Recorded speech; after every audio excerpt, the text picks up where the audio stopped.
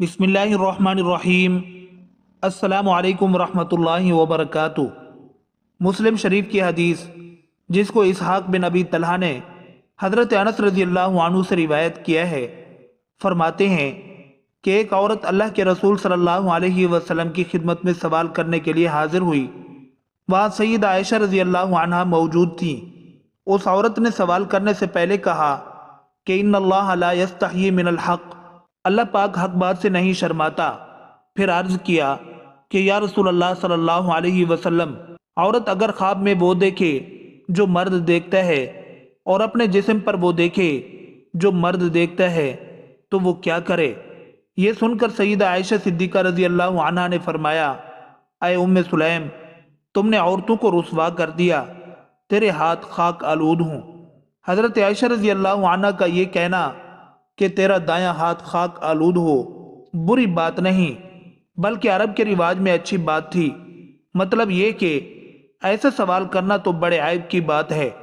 رسول اللہ صلی اللہ علیہ وسلم نے حضرت عائشہ رضی اللہ عنہا سے فرمایا، بلکہ تیرے ہاتھ خاک آلود ہوں۔ اے ام سلیم، جب عورت اس طرح دیکھے تو اس کو غسل کرنا چاہیے۔ جی ہاں، پوچھنا عیب کی بات نہیں، بلکہ نہ پوچھنا اور جہالت کی زندگی گزارنا عیب کی بات ہے۔ جانتے ہیں وہ خاتون کون تھی جس نے بغیر کسی جھجک کے یہ سوال پوچھا تھا؟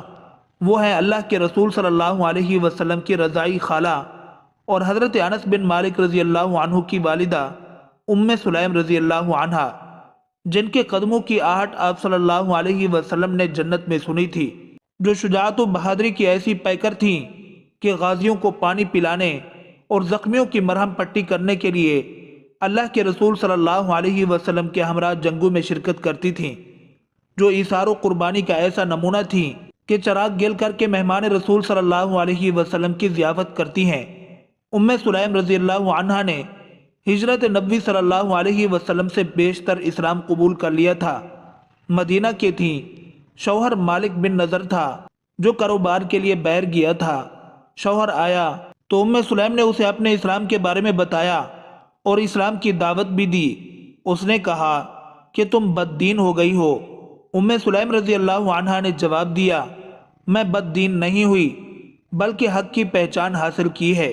شوہر نے قبول اسلام سے صاف انکار کر دیا اور سختی سے پیش آنے لگا۔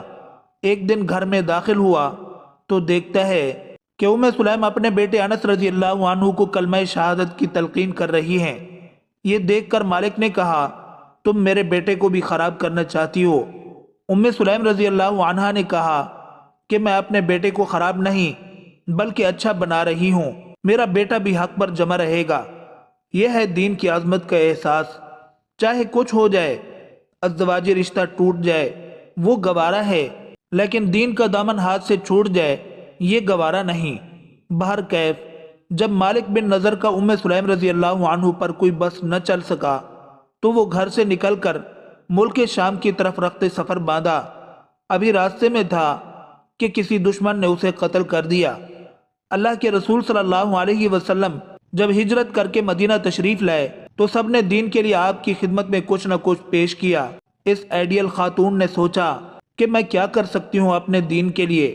بالآخر اپنے بیٹے انس رضی اللہ عنہ کو آپ کی خدمت میں لے گئیں اور کہا کہ میرا بیٹا انس آج سے آپ کا خادم ہے۔ اس طرح انہوں نے آپ صلی اللہ علیہ وسلم کی خدمت کے لیے انس رضی اللہ عنہ کو وقف کر دیا تاکہ انہیں نیک صحبت ملے۔ آپ صلی اللہ علیہ وسلم کے اخلاق حمیدہ کا اس میں عکس ہے۔ چنانچہ انس رضی اللہ عنہ خود کہتے ہیں کہ میں نے آپ صلی اللہ علیہ وسلم کی 10 سال تک خدمت کی۔ اس عرصہ میں آپ صلی اللہ علیہ وسلم نے کبھی نہیں کہا کہ تم نے ایسا کیوں کیا اور ایسا کیوں نہ کیا۔ ام سلیم رضی اللہ عنہا ابھی بیوہ تھیں۔ مدینہ کے ایک متمول آدمی حضرت ابو طلحہ رضی اللہ عنہ، جنہوں نے اب تک اسلام قبول نہیں کیا تھا، ایک دن ام سلیم رضی اللہ عنہا کے پاس آئے اور انہیں شادی کا پیغام دیا۔ ام سلیم رضی اللہ عنہا نے بڑی ہوشیاری سے ابو طلحہ کو جواب دیا، ابو طلحہ، آپ جیسے آدمی کو رد نہیں کیا جا سکتا، لیکن بات یہ ہے کہ آپ کافر ہیں اور میں مسلمان ہوں، اس لیے میں آپ سے شادی نہیں کر سکتی۔ ابو طلحہ نے کہا، میں تجھے مہر بھی دوں گا۔ پوچھا کیا دیں گے؟ ابو طلحہ نے کہا سونا بھی دوں گا اور چاندی بھی دوں گا۔ سلیم رضی اللہ عنہا نے کہا مجھے سونے کی تمنا ہے اور نہ چاندی کی خواہش، ہاں اگر آپ نے اسلام قبول کر لیا تو یہی میرا مہر ہوگا، اس کے علاوہ مجھے کچھ مطلوب نہیں۔ مطلب یہ کہ انکار شادی کرنے سے نہیں ہے، بلکہ انکار اس بات سے ہے کہ آپ مسلمان نہیں ہیں۔ اگر آپ اسلام قبول کر لیں تو مجھے آپ سے شادی کرنے میں کوئی اعتراض نہیں ہوگا۔ اور فرمایا کہ اے ابو طلحہ، آپ اسی بت کی عبادت کرتے ہیں جسے فلاں قبیلے کا حبشی غلام بناتا ہے، اس میں آگ لگا دی جائے تو جل کر خاکستر ہو جائے، اس میں کوئی نفع اور نقصان پہنچانے کی طاقت نہیں، پھر بھی آپ اس کی پوجا کرتے ہیں۔ ابو طلحہ رضی اللہ عنہ نے اس مسئلے پر سنجیدگی سے سوچا اور غور کیا۔ بالآخر ایک دن اللہ کے رسول صلی اللہ علیہ وسلم کے پاس گئے اور اسلام قبول کر لیا۔ اس طرح سلیم رضی اللہ عنہ سے ابو طلحہ رضی اللہ عنہ کی شادی ہو گئی۔ یہ اسلام کی پہلی شادی تھی جس میں مہر اسلام قبول کرنا طے کیا گیا تھا۔ سلیم رضی اللہ عنہ ابو طلحہ رضی اللہ عنہ کے ہمراہ پرسکون ازدواجی زندگی گزار رہی تھیں۔ چند مہینوں کے بعد امید کی کلیاں کھلیں اور ان کے گھر میں ایک لڑکے کی ولادت ہوئی جس کا نام انہوں نے ابو عمیر رکھا تھا۔ بسا اوقات اللہ کے رسول صلی اللہ علیہ وسلم سلیم رضی اللہ عنہ کے گھر جاتے تو ابو عمیر سے دل لگی بھی کرتے تھے۔ اتفاق سے وہ بیمار ہو گئے۔ ماں باپ نے دیکھ بھال میں کوئی کمی نہ کی، لیکن بیماری بڑھتی گئی۔ ادھر ابو طلحہ رضی اللہ عنہ کا معمول بن گیا تھا کہ فجر کی نماز اللہ کے رسول صلی اللہ علیہ وسلم کے ساتھ ادا کرتے اور زوال سے پہلے آتے تو کھانا کھاتے، قیلولہ کرتے، پھر ظہر کی نماز کے بعد جاتے تھے تو آپ کے پاس سے عشاء کے بعد ہی لوٹتے تھے۔ ایک دن جب کہ ابو طلحہ رضی اللہ عنہ اللہ کے رسول صلی اللہ علیہ وسلم کے پاس تھے کہ ابو عمیر کی طبیعت بے حد خراب ہوئی، یہاں تک کہ جاں بر نہ ہو سکے اور ان کی وفات ہو گئی۔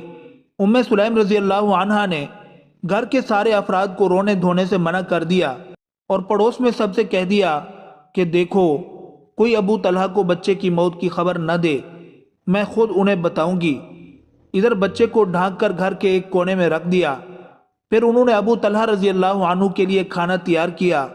رات میں ابو طلحہ رضی اللہ عنہ کچھ لوگوں کو ساتھ لے کر آئے تھے۔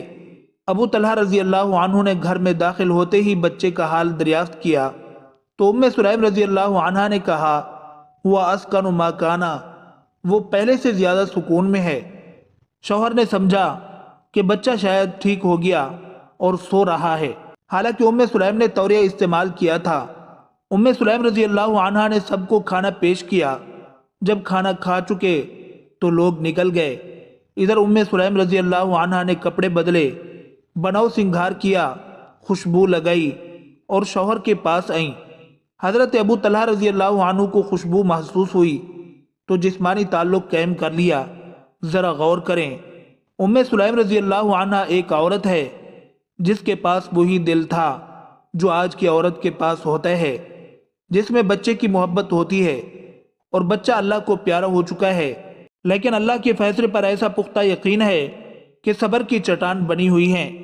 بات یہیں پر ختم نہیں ہوتی، بلکہ جب رات کا ایک حصہ گزر جاتا ہے اور ابو طلحہ رضی اللہ عنہ پرسکون ہو جاتے ہیں تو سلیم رضی اللہ عنہ نے موت کی خبر دینے کے لیے نہایت سنہرا اسلوب اختیار کیا۔ کہا کہ دیکھیے نا، آج عجیب ماجرا ہوا، فلاں آدمی نے فلاں آدمی کا سامان مستعار لیا تھا، آج سامان والے اپنا سامان مانگنے کے لیے آئے تو انہوں نے دینے سے انکار کر دیا۔ ابو طلحہ رضی اللہ عنہ نے کہا نہیں، انہیں انکار کرنے کا کوئی حق نہیں بنتا۔ یہ دراصل سلیم رضی اللہ عنہ کی تمہید تھی۔ اب سلیم رضی اللہ عنہ نے کہا تو پھر آپ کا بچہ بھی آپ کے پاس اللہ کی امانت تھا، آج اس نے اپنی امانت واپس کر لی ہے، چلیے اور بچے کی تجہیز و تکفین کا انتظام کیجیے۔ یہ سننا تھا کہ غصہ ہو گئے۔ کہا کہ تم نے معاملے کو راز میں رکھا، یہاں تک کہ جسمانی تعلق قائم کر لیا اور جنابت کی حالت ہو گئی تو اب بتا رہی ہے۔ بہر کیف انہوں نے انا للہ و انا الیہ راجعون کہا اور اللہ کے رسول صلی اللہ علیہ وسلم کے پاس پہنچے۔ آپ صلی اللہ علیہ وسلم کے پیچھے نماز فجر ادا کی اور آپ صلی اللہ علیہ وسلم کو سارا قصہ سنایا تو آپ صلی اللہ علیہ وسلم نے فرمایا بارک اللہ لکما فی لیلتکما، اللہ تعالیٰ تمہاری اس رات میں برکت عطا فرمائے۔ چنانچہ ام سلیم رضی اللہ عنہ حمل سے ہو گئیں، اور جب بچے کی ولادت ہوئی تو سب سے پہلے اسے اللہ کے رسول صلی اللہ علیہ وسلم کی خدمت میں بھیجا۔ چنانچہ آپ صلی اللہ علیہ وسلم نے اس کی تہنیک کی اور اس کا نام عبداللہ رکھا۔